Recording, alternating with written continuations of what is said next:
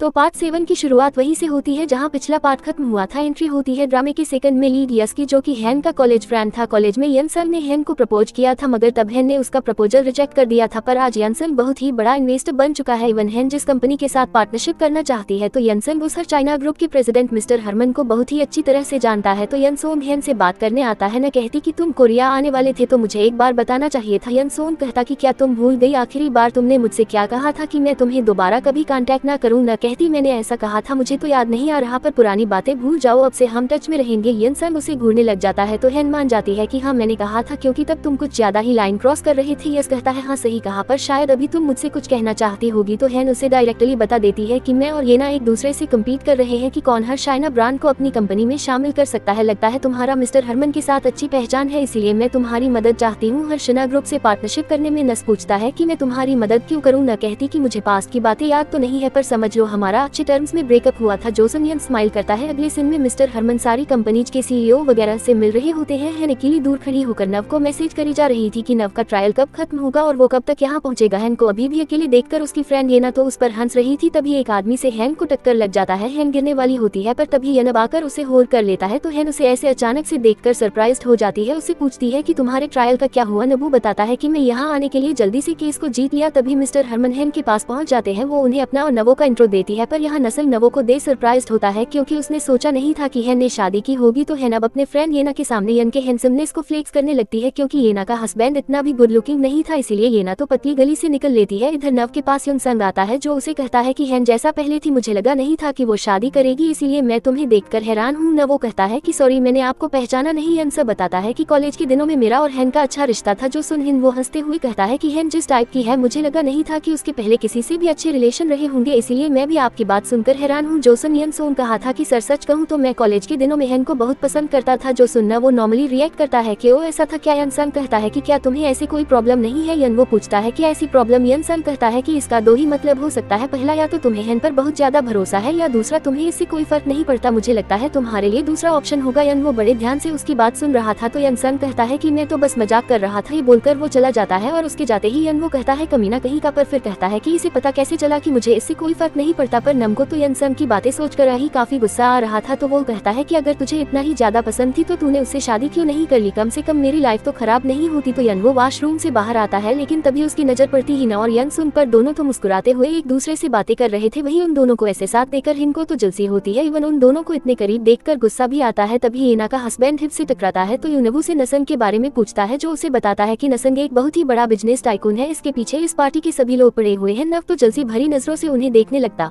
है। अगले दिन घर पे बटलर ग्रेस पहुंच जाती है, जो है इनकी मॉम को मस्का मारने लगती है और उसे यनसन के बारे में बताती है। तो दाहा भी उन्हें यनसन के बारे में बताती है कि अगर यनसन ने सिचो के साथ पार्टनरशिप कर ली तो ग्रैंडपा उससे बहुत खुश हो जाएंगे। ग्रेसन की मॉम को सॉरी कहती है कि मैंने हैन के लिए यनसन जैसे किसी को नहीं ढूंढ सकी। तभी यहाँ पर हैन पहुँच जाती है, जो उसे कहती है कि सॉरी कहने की कोई जरूरत नहीं है, बल्कि आपका थैंक यू कि आपने मेरे लिए किसी को नहीं ढूंढा, तभी तो मुझे नव जैसा परफेक्ट हस्बैंड मिला। तो मॉम हैन से यनसन को उनके फैमिली हंट में बुलाने के लिए कहती है, क्योंकि उन्हें पता था कि यनसन उसका कॉलेज फ्रेंड है। हैन कहती कि मेरे बुलाने पर वो आ तो जाएगा, पर मैं भला उसे क्यों बुलाऊं। मॉम कहती कि मैं तुम पर किया हुआ लॉस विड्रॉ कर लूंगी। इस पर हैन मान जाती है। अगले दिन पूरी हंट फैमिली हेलीकॉप्टर से हंटिंग करने के लिए एक माउंटेन पर आते हैं, जहां उनके साथ यनसोन भी आया था। हैन, यनसंग और नव तीनों एक ही हेलीकॉप्टर से आ रहे थे, जहां हैन तो कब से यनसंग से ही बातें कर रही थी। ज्योति अपने नव को तो अच्छा नहीं लगता, तो ये पहाड़ की जगह भी हंट फैमिली की ही थी, जहाँ पूरी फैमिली हर साल शिकार करने के लिए आती है, जो बेसिकली इनकी फैमिली के बीच एक कंपटीशन होती है। लैंडिंग के बाद सभी लोग अपने अपने पार्टनर्स के साथ जाने लगते हैं, पर यन वो पीछे अकेला रह जाता है, क्योंकि हैन तो यूसन के साथ जा रही थी। जगन अपने यूनेवो को अच्छा नहीं लगता, तो सभी को जंगल का नक्शा दिया जाता है और शिकार के लिए गन्स वगैरह दी जाती है। सभी को टीम में डिवाइड करने के बाद नपा उन्हें इंस्ट्रक्शंस देते हैं, जो भी सबसे ज्यादा शिकार करेगा वो जीतेगा, पर इन्हें जंगली सुअर से संभल कर रहने के लिए कहते हैं, क्योंकि जंगली सुअरों का एक अलग एरिया है, इसके चारों ओर फेंसिंग दिया हुआ है। फिर भी सभी को सावधान रहने के लिए कहते हैं। सब लोग अपने अपने नक्शे के हिसाब से अपने टेरिटरी में चले जाते हैं। वो और हैन एक टीम में होते हैं। हैन उसे कहती कि इस बार तो एक शिकार कर लो, पिछले 2 सालों में तुमने एक भी शिकार नहीं पकड़ा। वो कहता है कि आखिर शिकार करना जरूरी है क्या, नबा को क्या शौक है हमें शिकार पे लाने का। कहती कि इसे वो हम सबका टेस्ट लेते हैं, कौन ज्यादा दिमाग लगाकर ज्यादा शिकार पकड़ेगा, इस तरह से उसकी काबिलियत पता चलेगी। मुझे इस बार भी सबसे ज्यादा शिकार पकड़ने हैं, इसीलिए काम पे लग जाओ। यानी कि अब तक हर साल नने ही सबसे ज्यादा शिकार किए हैं, इसीलिए ग्रैंडपा उसे सबसे ज्यादा मानते हैं। पर इधर हम देखते हैं कि बटलर ग्रेस किसी को कॉल करती है, इसे वो नक्शे में एक जगह के बारे में बताती है, तो फोन करने वाला पसंद कहता है कि सब रेडी है। इसके बाद ही हम देखते हैं कि जंगली सुअरों का इलाका जिस फेंसिंग से बंद था, एक तरफ वो फेंसिंग टूटी हुई थी और यन उसी इलाके के पास में हंटिंग कर रही थी। शिकार के चक्कर में नव और हेन अलग हो गए थे तो नवो उसे ढूंढने के लिए उसे आवाज लगाने लगता है, उसे कॉल भी करता है पर हेन का कॉल नहीं लगता क्योंकि जंगल में नेटवर्क नहीं था। तभी युनवू को कुछ आवाज आती है तो वो अपनी गन रेडी कर लेता है और सामने से तो यनसन बाहर आता है तो यह उसे कहता है कि जरा सा के लिए तुम बच गए और वैसे तुम हमारे इलाके में क्या कर रहे हो, तुम्हें अपने टेरिटरी के अंदर ही शिकार करना चाहिए वरना कभी भी अनहोनी हो सकता है। तभी यनसन एक शिकार देखता है तो उस पे गोली चलाने जाता है और हिनवू हवा में फायर करके उस डियर को भगा देता है। उसे कहता है कि दूसरों के इलाके में हंटिंग नहीं करनी चाहिए। इधर हम हेन को देखते हैं, इससे एक शिकार मिल गया था तो उस पर गोली जलाने जाती है लेकिन वो उस पर फोकस ही नहीं कर पाती, उसका सर भी दुखने लगता है और तभी उसे हेलुसिनेशन होने लगते हैं। फिर से उसे अपने चारों ओर कोहरा दिखाई देता है, इससे वो बहुत घबरा जाती है, उसके हाथ से गन छूट जाती है। वो डरते हुए आगे जाने लगती है और अपने आप को इस लुसने से बाहर आने के लिए कहती है पर उसके दिमाग से ये सब जा ही नहीं रहा था। अचानक उसे कुछ आवाज सुनाई देती है, एक अजीब सी चीज बहुत तेजी से उसकी ओर आ रही थी। तभी अचानक उसके दिमाग में एक मेमोरी फ्लैश होती है जिसमें कोई तो पानी के अंदर डूब रहा था तो एक हाथ से उसे पकड़कर ऊपर खींचने की कोशिश कर रहा था। इसके अगले ही पल कोई स्कूल के सामने एक लड़की खड़ी होती है, इसके बाद उसे नव की